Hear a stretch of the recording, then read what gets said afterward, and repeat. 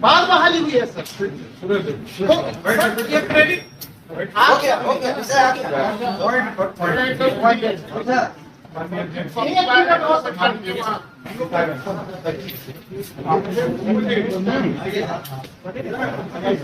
करने का सजा की आप मांग करते हैं तो क्या लाभ है, दूसरा हमको क्या करना। तो सबसे ज्यादा है सर जो वर्तमान अध्यापक नियमावली वह नियमावली किसी भी होने से संवैधानिक है ही। के लिए राष्ट्रीय अध्यापक शिक्षा परिषद संवैधानिक संस्था है और राष्ट्रीय अध्यापक शिक्षा परिषद मानदंड उसमें है एकेडमिक एजुकेशन के अलावे शिक्षित होना है और शिक्षक एबिलिटी टेस्ट उनको पास करना। अलग से कॉम्पिटिटिव एग्जाम का राष्ट्रीय अध्यापक शिक्षा परिषद में कोई प्रावधान ही नहीं है। ऐसे दो, एक तो जो अभी हमारे एसपीटी है वो एक अलग मामला है, जो कागज 2006 से लेकर अब तक शिक्षक और पुस्तकालयाध्यक्ष, अभी तक पुस्तकालयाध्यक्ष की चर्चा नहीं हो पाई, लेकिन वो भी इसी कोटि में, जबकि इस अध्यापक नियमावली में न तो फिजिकल एजुकेशन की चर्चा है न पुस्तकालयाध्यक्ष की चर्चा है, उसकी कोई चर्चा ही नहीं। इसलिए सबसे बड़ी बात है सर, जो नियमावली लाई गई है आनंद फानंद में, यह केंद्रांश की प्राप्ति के लिए लाई गई है। इसके पीछे शिक्षा के क्वालिटी एजुकेशन से इसका कोई लेना देना नहीं है। इसलिए बिहार माध्यमिक शिक्षा संघ की ओर से सर इस नियमावली को सिरे से खारिज करने का अनुरोध मैं आपसे करता हूँ। दूसरी चीज, यह जो सरकारी कर्मी का दर्जा देने की भी बात की गई, तो सरकारी कर्मी का दर्जा जब भी मिलेगा तो सरकारी कर्मी को देय वेतन संरचना मिलेगा, तदनुसार सुविधा मिलेगा, लेकिन उसके अलग एक पदवर्ग समिति की अनुशंसा पर नई वेतन संरचना बनाई गई। प्राथमिक को 25,000, माध्यमिक को 21,000 और उच्च माध्यमिक। यह राज्यकर्मी का दर्जा के लिए वेतन संरचना है ही नहीं। किसी भी नियमावली में आज तक ये पहली नियमावली है सर जिसमें प्रोन्नति की कोई चर्चा नहीं है, जिसमें अनुकंपा पर नियुक्ति की कोई चर्चा नहीं है। इसीलिए मैं आपसे अनुरोध करता हूँ और आगे बनाया सर और आगे जी सर, दो मैं जब आप आए थे सर उस समय भी मैंने आपका ध्यान आकर्षण इस बिंदु पर किया था और कुछ बिंदु लिख के भी सर्वेश बाबू के माध्यम से भेजे थे। हम आप यही सब अनुरोध करना चाहते हैं कि आप इसको एक योजना के रूप में सब लीजिए। पूरे बिहार के शिक्षक संगठन के लोग आपकी ओर देख रहे हैं। अभी विदर्भा से जो चला कार्यक्रम लोगों का हुआ था जागरण का, वहाँ भी लोगों की जो अभिरुचि थी, सारे लोग हैं इसके लिए 2-3 सुझाव देना चाहता हूं। एक सर मुझे सुन लीजिए, सुझाव पहला ये है सर, आप एक कमेटी इसके लिए गठित करें। नवल बाबू हाँ अपनी पार्टी की ओर से जी स्टेट की कमेटी, नवल बाबू हैं हमारे माननीय विधान पार्षद सर हैं, जो जिनको चाहिए 5 आदमी की एक समिति बना दीजिए। जो नियमावली इसमें क्या त्रुटि है, क्या सब संशोधन होना चाहिए, या नियमावली को कैसे खारिज करने के बाद क्या करना चाहिए, इस सारे बिंदु पर वो कमेटी विचार करें। दूसरा सर है कि आपकी ओर से यह होना चाहिए कि आगे अगर मेरी सरकार बनती है तो निश्चित रूप में बिहार के सभी शिक्षकों पुस्तकालयाध्यक्षों को सरकारी कर्मी का दर्जा, अभी तो मदद करेंगे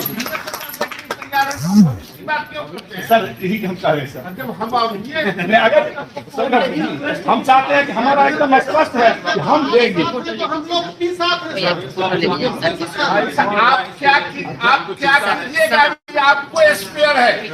हम आपके लिए बात समझिए, हम आपके लड़ाई के लिए मीटिंग बुलाए हैं, कोई आश्वासन के लिए नहीं। आपकी लड़ाई है, राज्य की लड़ाई है, शिक्षक की लड़ाई है, हम आपके साथ हैं। किसके लिए बुलाए हैं, इसको अलग से कोई बात आपके स्तर से कार्यक्रम बनाए शिक्षक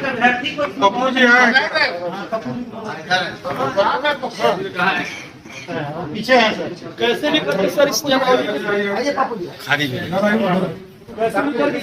करना है। नियमावली को इसके लिए उसमें केस भी डाल दिया, उसमें केस भी डाल दिया। क्या क्या इसका अनुशंसा प्रकरण किया जाए, कैंसिल किया अगर बात रखना है तो बता दें, कंक्लूड कर देंगे।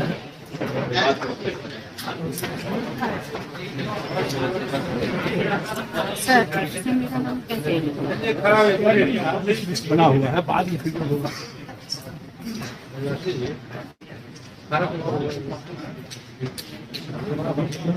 आज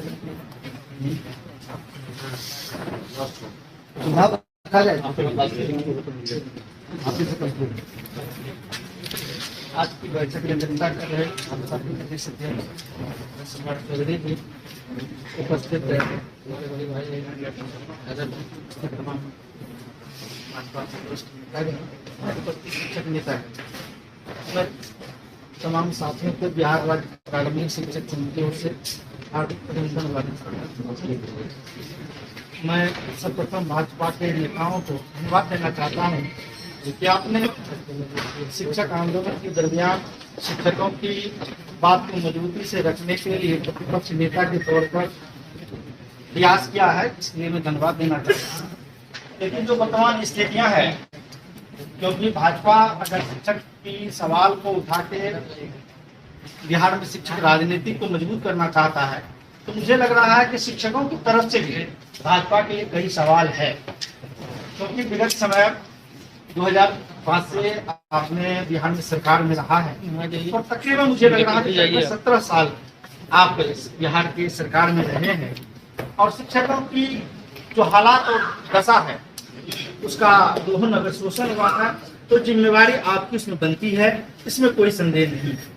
अभी आपने याद किया शिक्षक के समस्याओं को लेकर शिक्षकों को बुलाया है, तो मेरा स्पष्ट कहना ये है कि शिक्षक तो एक जलते हुए ज्वाला है और सरकार ने जो आग लगाई उसमें जल भी रहे तब भी रहे हैं। और अगर आप मलहम लगाना चाहते हैं तो आपको पहले ये तय करना पड़ेगा, दिखाना पड़ेगा। अभी तक आपने शिक्षकों की जो विश्वास खोई है सत्ता में रहकर, उसको पहले आपको भरपाई करना पड़ेगा। और शिक्षक लड़ ही रहे हैं, हम आग्रह करेंगे बहुत संक्षिप्त शब्दों में, क्योंकि बहुत पीड़ा हम लोगों को आप लोगों से भी है, क्योंकि 17 साल में जो स्थितियां आप लोगों ने पैदा किया है, जब सरकार में रहे हैं तो किस किस तरह की बातें हम लोगों को सुनने को मिला आप लोगों के द्वारा, यानी सत्ता में रहने के बाद भी आज हमारे रो रहे हैं, तो निश्चित तौर पर हमें पीड़ा है, रो रहे हैं तो अच्छी मुझे भी दर्द पर मलहम लग रहा है। लेकिन थोड़ा जनताओं में जो हमारा शिक्षक समाज है उसमें संशय है। हम चाहेंगे कि बिहार में वोट की राजनीति होती है, सत्ता की राजनीति होती है, सब लोग समझते हैं और शिक्षक भी उसका एक स्तंभ बना हुआ है। जब राजनीतिक चुनाव होती है तो हर लोग याद करते हैं, सत्ता में बैठते हैं तो भूल जाते हैं, और सत्ता से जब बाहर रहते हैं तो शिक्षकों की दर्द हमदर्द सब लोग बनना प्रारंभ कर देते हैं।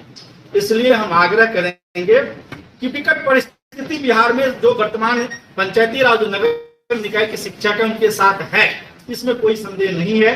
जो वर्तमान सरकार ने 2023 नियमावली लाई है वह बिहार के शिक्षकों को एक तरह से खंड खंड और शिक्षकों को अपमानित करने के लिए तय की है।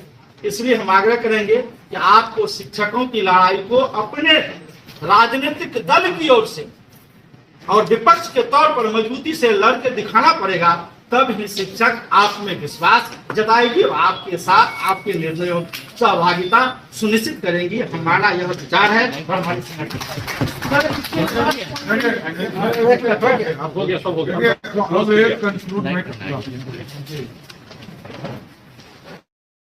देखिए, भारतीय जनता पार्टी का स्पष्ट मानना है कि हम सहयोग के तौर पर लड़ना आपको, हम सहयोगी हैं। जो 4.5 लाख शिक्षक हैं और भी कई संवर्ग के शिक्षक हैं, हम उनके साथ खड़े हैं। जहां तक हमारे ऊपर प्रश्न है कि भारतीय जनता पार्टी के लोगों ने, कई साथी ने अपने ही बताया कि उत्तर प्रदेश में आप देखिए शिक्षक, जहां हमारी सरकार, हम सहयोगी सरकार की बात नहीं करते, वो हमारी भूल थी जो हम सरकार में थे, और हमारी सरकार जहां है, मध्य प्रदेश हो, उत्तर प्रदेश हो, गुजरात हो, भाजपा की सरकार में एकदम स्पष्ट शिक्षा नीति। भारत सरकार ने भी शिक्षा नीति 2019 बनाया, 20 उसके तहत हम पूरे चीजों को स्थापित करें। भारतीय जनता पार्टी आपके सहयोग के खड़ेगी, आपके साथ खड़ो सहयोग के लिए खड़ी है। हम कोई राजनीति इसमें नहीं करेंगे, हम शुद्ध आपके साथ, आपकी लड़ाई में आपके सहयोगी बनेंगे। और जो आपके मुद्दे हैं, कई मुद्दों आप लोगों ने लिखाया है, जिसमें राजकर्मी का मामला है, काला कानून का मामला है, ओल्ड पेंशन स्कीम्स का मामला है, 6ठी से लेकर 8वीं तक की जो क्लास के टीचर हैं उनके भरने का प्रक्रिया है, इसके गवर्नमेंट ऑफ इंडिया के पॉलिसी के तहत जो चीज़ें आनी है वो करना है। टीचर के लिए अलग से परिषद बना हुआ है पूरे देश में, उसके तहत हो रहा है कि नहीं हो रहा है, इन सब चीज़ों पर चर्चा हुई है। अभी हम लोगों ने ये तय किया है कि जुलाई के माह में तारीख आप लोगों से बात महामहिम गवर्नर साहब के यहाँ एक बड़ा प्रदर्शन हम लोग करेंगे, जिसके माध्यम से जो राजकर्मी और जो अन्य चीजें आपने तय किया है वो एक कमेटी बनाकर जो 10 पॉइंट्स जो आप तय करेंगे उन मुद्दों के साथ महामहिम राज्यपाल को हम लोग ज्ञापन देने का चाहते हैं। ठीक।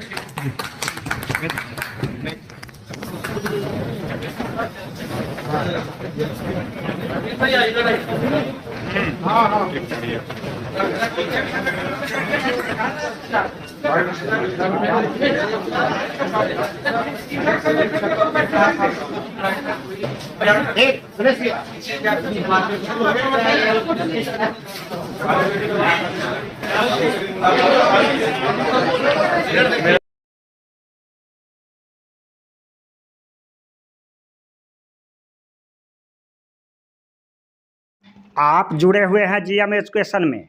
चर्चा का विषय है कि पटना में भारतीय जनता पार्टी के प्रमुख नेताओं तथा विभिन्न गुट के शिक्षक अभ्यर्थी के बीच में क्या वार्ता हुई, इसके संदर्भ में हम चर्चा करेंगे कि प्रदेश लेवल के भारतीय जनता पार्टी के स्तर के नेता प्रदेश अध्यक्ष सम्राट चौधरी और भारतीय जनता पार्टी के विपक्ष के नेता विजय कुमार सिन्हा जी के साथ प्रदेश स्तर के भारतीय जनता पार्टी के प्रमुख नेताओं के बीच विभिन्न गुटों के संघों के शिक्षक अभ्यर्थियों के बीच जो वार्ता हुई, उसका सार यह है कि भारतीय जनता पार्टी के प्रदेश नेताओं का कहना है कि आगे आपको बढ़ना पड़ेगा, हम आपके सकारात्मक आंदोलन को, गतिविधि को हम लोग सपोर्ट करेंगे। जबकि भारतीय विभिन्न गुटों के संघों का नेता को कहना था कि नियमावली जो सरकार बना रही है यह कहीं से न्याय संगत नहीं है। आयोग के द्वारा जो परीक्षा ली जा रही है वह केवल केंद्रांश की राशि लेने के लिए बनाई गई है, जबकि उसकी नीयत में खोट है, बहाली करना नहीं चाहती है। इस संदर्भ में कहना है कि 5 सदस्यीय कमेटी बनाइए भारतीय जनता पार्टी को, और उसमें शिक्षक संघ के अभ्यर्थी अपने अपने प्रमुख बिंदु पर जिसको सुझाव परिवर्तन करना चाहती है, संशोधन कराना चाहती है, वह आपके सामने रखेगा। आप इस पर सहयोगात्मक रवैया अपनाइए और इस पर मदद कीजिए। दूसरी तरफ यह कहना था कि जो प्रदेश की जो नेता हैं वह यह कहना चाह रहे थे कि सरकार जो है हमारी बात को सुन नहीं रही है, आंदोलन कर कर के हम नियमावली में, हम परीक्षा में शामिल नहीं होना चाहते हैं और सरकार इस नियमावली को समाप्त कर दे और जिस बिंदु पर संशोधन करना है उसको साथ लेकर के नई नियमावली बनावे। इसमें यह बात कहना है खास करके एज रिलैक्सेशन के मुद्दा पर कि नियोजित टीचर को 60 वर्ष का मौका दिया गया है, पूरे स्टेट अभ्यर्थी को मौका दिया गया है, गेस्ट टीचर को दिया गया है, तो सीटीटी अभ्यर्थी के एज रिलैक्सेशन पर भिन्नता क्यों और दोहरी नीति क्यों नहीं मिलना चाहिए? सीटीटी अभ्यर्थी के अधिकतम उम्र के अभ्यर्थी को आगामी परीक्षा में मौका, यह मांग कर रही है प्रदेश के अधिकतम उम्र के अभ्यर्थी। इस संदर्भ में कहना है कि आप लोग 17 जून दिन शनिवार को पटना सचिवालय के द्वार पर 10 बजे पहुंचिए, वहीं पर अगली रणनीति तय होगी और ग्रीष्मावकाश के लिए बंद है। ग्रीष्मावकाश के बाद में हम लोगों का प्रयास है कि हमारी पहली सुनवाई में अधिकतम उम्र का भी एज रिलैक्सेशन का सुनवाई हो और इसके लिए हम सभी पेटिशनर जो इच्छुक हैं, अभ्यर्थी बनना चाह रहे हैं, उन्हें मैं बुला रहा हूँ। शनिवार दिन 17 जून 2023 सचिवालय के द्वार पर दस्तक देना है और वहीं से रणनीति तय करके किस अधिवक्ता के साथ चलना है, केस दायर करना है। और इसलिए अपने अपने पिटिशनर जो हमारे केस संचालन के सदस्य हैं, मनोज कुमार सिंह, नवीन कुमार सिंह, त्रिपुरारी झा के नेतृत्व में जो लड़ाई चल रही है, इसके लिए सुपौल से पंकज जी हैं, औरंगाबाद से नसरुद्दीन, बांका से नसीम, मोहम्मद नसीम और नालंदा से मनोज पांडे जी, इन सभी से आग्रह है कि अपने अपने साथ जो अधिकतम उम्र के अभ्यर्थी है सभी को साथ लाइए और पिटिशनर की संख्या बढ़ाने की ज़रूरत है, जिससे कि हाईकोर्ट में केस सुगमता से आसानी से हम लोग जीत सकें। चूँकि आखिरी रास्ता, फिल्म में तो आपने सुना था आखिरी रास्ता हम लोगों का हाईकोर्ट है। हम लोगों ने जो फरियाद करनी चाहिए जहाँ भी लगा और 4 वर्षों की अवधि में लगातार हम लोग प्रयासरत हैं। इसमें किसी न किसी साथी का हमारे साथ सहयोग मिला है। मैं आशा और उम्मीद करता हूं कि इस लड़ाई और मुहिम में साथियों का साथ मिलता रहेगा और हम अपने मंजिल पर पहुंचेंगे। चूँकि बहाली नियमावली बन चुका है, नोटिफिकेशन बन चुका है, 15 जून से बहाली की प्रक्रिया शुरुआत होने वाली है। इसलिए भूले नहीं, छूटे नहीं। जो भी अभ्यर्थी पिटिशनर बनना चाहते हैं वे निश्चित तौर पर शनिवार 17 जून पटना की धरती पर विराजमान हों और पिटिशनर बन करके अपने आप की भागीदारी सुनिश्चित करें आगामी शिक्षक बहाली में। मेरा संपर्क सूत्र है 93 048 57 942 त्रिपुरारी झा, प्रदेश अध्यक्ष CTT अभ्यर्थी संघ बिहार प्रदेश। धन्यवाद। आपका साथी त्रिपुरारी झा।